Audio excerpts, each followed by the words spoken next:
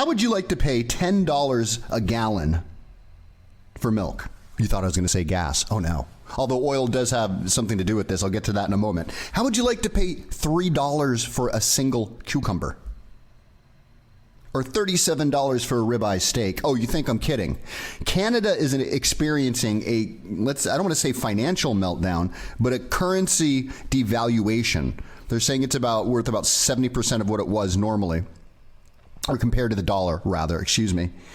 And it's free falling. Now, you have an economy that is based on gasoline, which I didn't even know, to be honest with you. I found out as doing my research and actually talking with a friend what a big oil producer Canada is. And everyone knows that the Saudis are hammering the price of oil, just basically dismantling Russia. Russia's having all sorts of economic problems due to it, and other countries as well. And it's trickling down to Canada. So the price of oil is being kept artificially low. And you have someone like Canada who's feeling the reverberations of this whole scam or scamola. Although I think in the summer the price will go high when everyone breaks out the cars for the road trips, right? They want to make their money at some point. But folks, they're paying $32 for a bottle of Tide detergent, $15 for a box of Frosted Flakes, and $12 for a package of bacon. Look, you think I'm kidding. There's social outrage that's going on right now in Canada. Of course, they're not reporting on this here in the States, where people they're going to the store, rather, and then immediately going online, taking pictures and tweeting them out and putting them on Facebook of the outrageous prices they're seeing. Now, a lot of this is going to be vegetables and fruits and things because they import a lot of that. Here, I'll give you the exact numbers here. I'll post these articles in the show notes if you really want to take a look at this. But Canada imports about 80% of its fresh fruits and vegetables. And the lower income households tend to spend a larger portion of their income on food. So the effects of this are just going to reverberate through, obviously, their entire lives. I mean, here's someone, Sarah Head. She's freaking out that she spent $67 on one bag of groceries, and she's showing 2 cucumbers for $6. $3 a cucumber.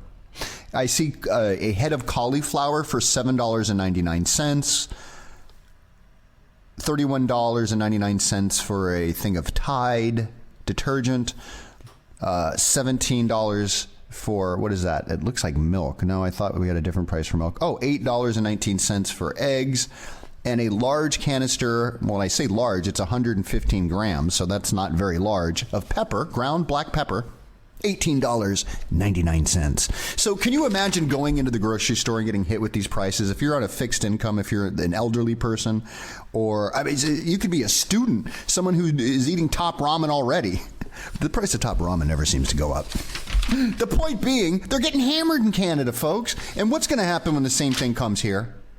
Why aren't they talking about this in the debates? Why don't they say our poor friends over in Canada are getting hammered financially? This is the biggest concern for America right now. They want us all freaked out about ISIS and terrorism and all this stuff. I get it. It's a problem. But I think we need to really focus on the economy here now before we have a situation like Canada or Zimbabwe. I was talking to a friend about that, or Argentina. But look at what happened with Zimbabwe. Overnight, folks, overnight. It's happening with Greece pretty much right now. See, the IMF comes in and destroys everything, completely destroys it. My friend Carlton was telling me about Trinidad and Tobago and the financial issues they're having. They're tied heavily to the oil as well. And I ended up pulling up an article from 1990 talking about the IMF going in there. And look what's happening now. Sometimes it takes a while. But 2016, they're having the same issues as Canada. It's very similar. But with Zimbabwe, overnight, forgot about that. Overnight in Zimbabwe, people had to go in with grocery carts. You think I'm kidding? An entire grocery cart full of cash to go buy bread and milk. Can you imagine? Hyperinflation, hyper, super Mach 10 inflation. And that's what Canada's going through right now. And it's only going to get worse, folks. It is only going to get worse. I want you to imagine what would happen here in America if all the EBT cards, the food stamp cards that everybody's tied to, there's, what is it? I forget the stat. I saw it on naturalnews.com the other day. Something like 30 million Americans are on food stamps right now. Can you imagine? So what happens if suddenly the whatever their credits are, their monthly credit for food and all that. What's going to happen when that doesn't buy diddly squat and they can't use a little bit to buy their cigarettes and liquor? Then what? Then you're going to see people freak out. When people can't get their booze and their cigarettes, then all hell will break loose. Forget the Similac and diapers. That's so screwed up. But you get what I'm saying. Anywho, I know that sounds morbid, but I mean, people are gonna freak the flip out if all of a sudden they walk into the store and a steak is $37, folks. That's when I go out and I start hunting. I'm not a hunter, but I'm gonna have to go get me some hunting credentials because I will start shooting cows in pastures if I have to.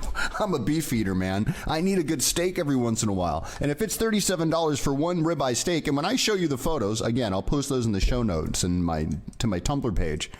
It's not a big steak. Scary stuff. If it happens here, God help us all. You better have a garden and guns. You better be able to grow your own food and protect them.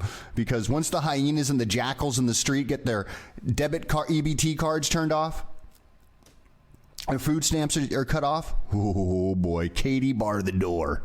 You're going to need them guns to keep the wolves from the door, from getting to you, your family, and your food.